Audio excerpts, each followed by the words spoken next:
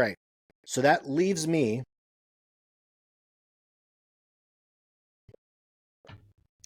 to talk about the USF Dons.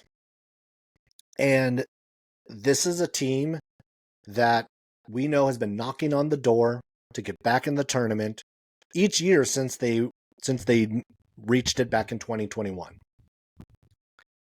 They are last year they were 23-11. They were 11-5 in the WCC. They finished third. It was their seventh 20-plus win season in the last 8. Chris Gerlofson, in his third year, picked to finish fourth behind Gonzaga, St. Mary's, and Santa Clara. This was a squad that did a lot of good things last season. And then there were definitely some things that were left on the table. And the first thing that always is going to pop into my head, the thing that sticks out the most, is really what we saw at the beginning of, not at the beginning, but just like through what we saw throughout the course of the season, and just the close calls that the Dons had. The close calls against Gonzaga, the close calls against St. Mary's, against Boise, against Utah State. The number of times that they were this close to getting a key win and it didn't come to fruition. The number of times that it was like, oh, they're going to actually be able to fight through this. They're going to actually they can get back to where we thought they could get. And it would just come up short. They had wins against Minnesota, which was a good win. They were able to take care of Santa Clara, which they knew they had to do. They took care of the teams that they had to take care of. What they were unable to do was take care of the teams that would have put them over the top and put them in the NCAA tournament. If it looks like I'm scrolling, I am actually scrolling to trying to find the one note about the schedules that I had. And I'm going to butcher it because I can't find it and didn't do my homework quite like I should have. The number that always stuck out was the difference between what USF was against teams net 100 and below and net or 101 and below and 100 and above. They were 22-2 against the teams that were 101 and worse. They took care of business against the teams they needed to beat, which is exactly what you need to do. But they were 1-9 against the teams that were 100 or better. And that difference has to change. That 1-9 number is not going to get it done. They know it. Everyone knows it. But even flipping 2 or 3 of those games could make the difference between the NIT and the NCAA tournament. And they have the pieces to be able to get back. And I'll start with Marcus Williams. All WCC first team last year, all WCC preseason team this year. This is the 6'2" guard. This is a guy who has done just about everything you could ask. 14 points a game, 3 rebounds, nearly 4 assists. He stepped up his game when it mattered most. Like his averages for the WCC tournament, 16.5 points, 5 assists a game. He shot 59% from the field, 50% from 3 in the 3 games of the WCC tournament. Having him as the leader, having him come back is critical to what USF is going to be able to do this season, especially when you bunch him together with the other guards that return. When you look at the fact that you bring Malik Thomas back, who was obviously someone who kind of broke out middle of the non-conference schedule. WCC honorable mention, 12 points a game, 40% shooter from 3. He was one of the more exciting players to watch for me throughout the course of WCC play. He was shooting 40% from 3 during the conference tournament. This is someone like maybe not quite to the Khalil Shabazz level, but this is someone who could light it up and be kind of like the guy on any given night once he gets it going. Ryan Beasley, who was freshman of the WCC freshman of the year last year, also part of that backcourt, who I think ends up being one of the best backcourts in the WCC. 7.8 points per game last year, but he was also one of those guys who could take over a game at any given moment. One of the moments that really sticks out to me is a couple of different times, like against Minnesota. Like he had a great game against Minnesota at Chase Center and was one of the key reasons why they were able to pull away in that one. I think about his matchup at USF against Aiden Mahaney this past year and how those two started going back and forth, trading buckets. And it was one of the more exciting things to see. So this trio in the backcourt for USF is going to win them a lot of games. Marcus Williams, Malik Thomas, Ryan Beasley. They also play so well off of each other. And that's something that Marcus Williams talked a bit about when I was at WCC Media Day. I encourage you to go back and watch that video. I'll try to link it in here so that you can go back and watch that conversation, because that's something that is going to be important going into this year, because that familiarity, that continuity is wildly important in this day of college basketball. That they have three pieces to their backcourt that will be returning. They know how to play with each other. They know what's going to work and where they need to be. And another piece to someone who has played a role in the perimeter, but is just he's going to do all the little things that you want to do. And that's Dweedo Newberry as he returns for his final season. 9 points per game, 3.4 rebounds. This is someone who also can play more or less the role you want him to play. If you need him to rebound, he can go rebound. If you need him to play defense, he'll play defense. If you need him to be a scorer, he can be a scorer. He has, to me, like there is still a lot of untapped talent and ability that we have yet to see from Newberry. And having him on that front line is going to be again another big piece to what they have, because this is a team that lost Jonathan Mobo in the offseason to the NBA draft. Honestly, like maybe one of the bigger surprises of the offseason was that he stayed in the draft and got picked with the first pick of the second round to the Raptors.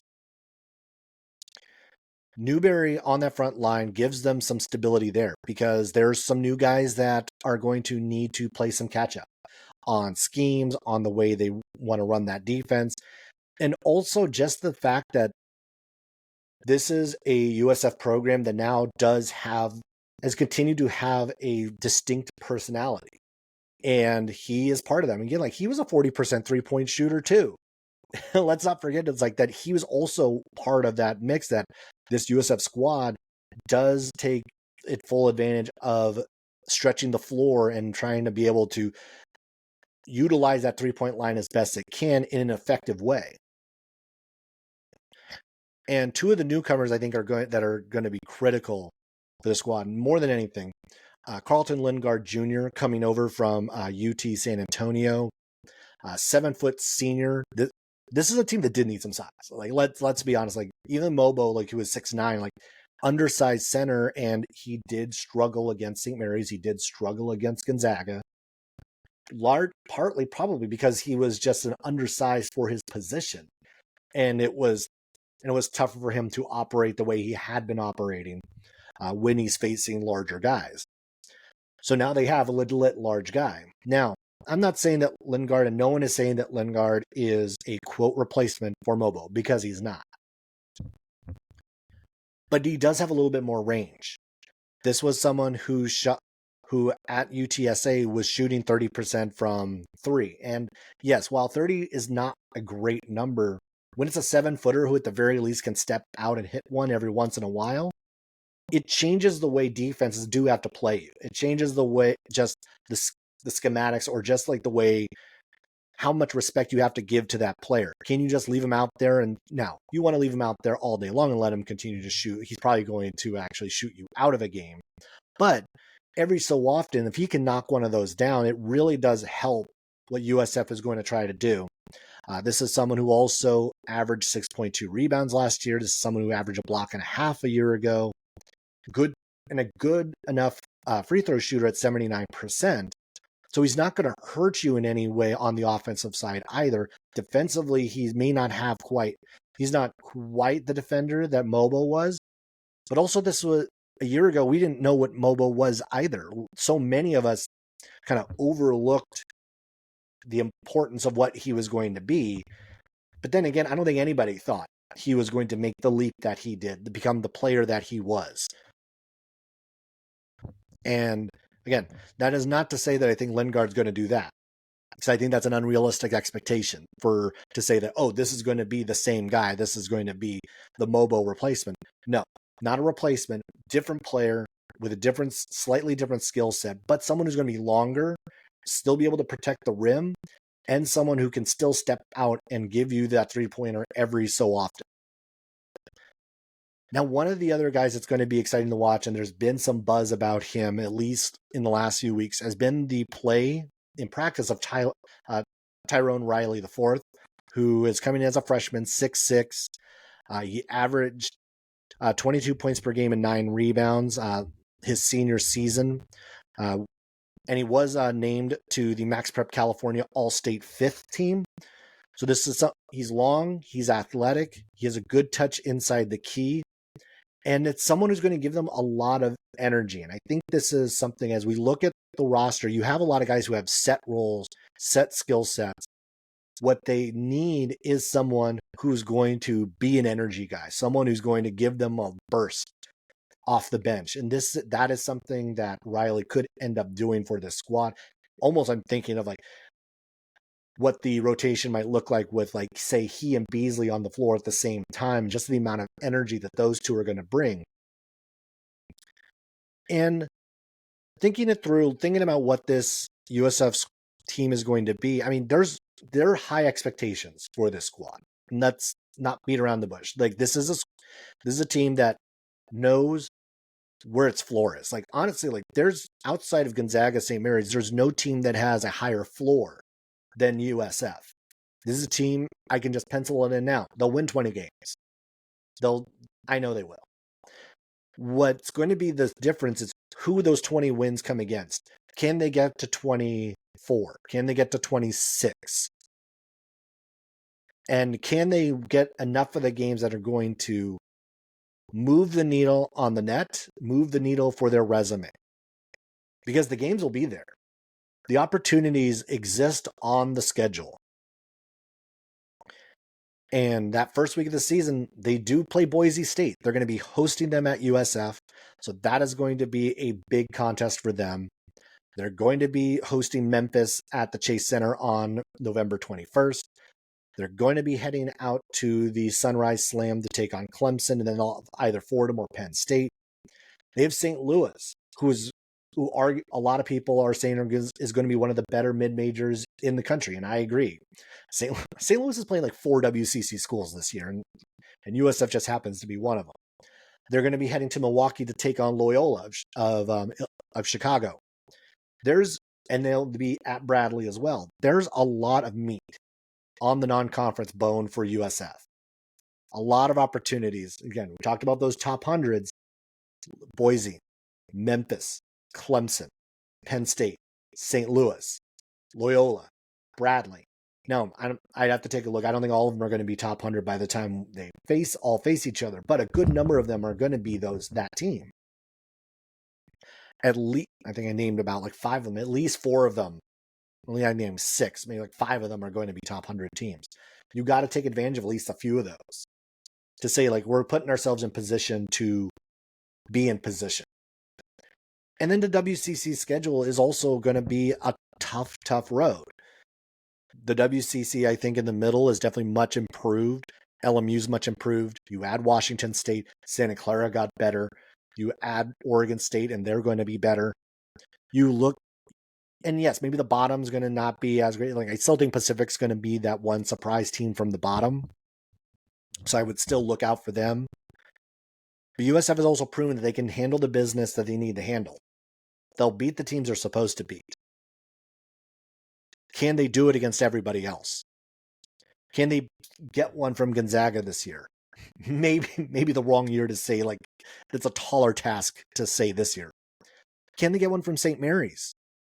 Can they continue to do what they can against Santa Clara? Will they beat Washington State? Will they beat Oregon State? How much of a tough task is LMU going to be? It's not going to be an easy road through the WCC. I could see them ending up, they could slide to that fifth. I think fifth is probably their floor in the WCC this year, but I still think they could get up to third. Right now, I think that is, but where they are, according to the coaches, I think is actually about right. I think fourth is the slot I would put them in going into the season, finish fourth. And I think finishing fourth in this league based on whichever wins you pick up is good enough for the NCAA tournament. I think if they are able to get some of those key wins in the non-conference, they're going to put themselves back in position, much like Santa Clara. I think what we have seen thus far, though, at least over the last couple of years, is that the difference between what Santa Clara and USF is two parts. It's getting the big wins and then taking care of the teams you're supposed to beat. Santa Clara has had a problem with the latter, and USF has had a problem with the former. If USF can pick up 2 or 3 or more wins on that schedule, if they can beat St. Mary's once, if they can get the wins against St. Louis, Boise, Clemson, pick 2 of them, that puts them in far better position. They were in the 70s in the net this past year, and they didn't beat any of them. They were 1-9 against those teams. Give me 3 of those wins. They're an at-large team. They're at least on the bubble. They're at least in the conversation. And that's really all you can ask for this USF team. What do I think it's going to take for them to get back to the NCAA tournament? I think that they have to get to about 24 wins. I think that's the number. You look at their schedule, look at what they have to do. If they get to Selection Sunday and they are 24-7, they will put themselves in a very, very good position to hear their name called again on Selection Sunday.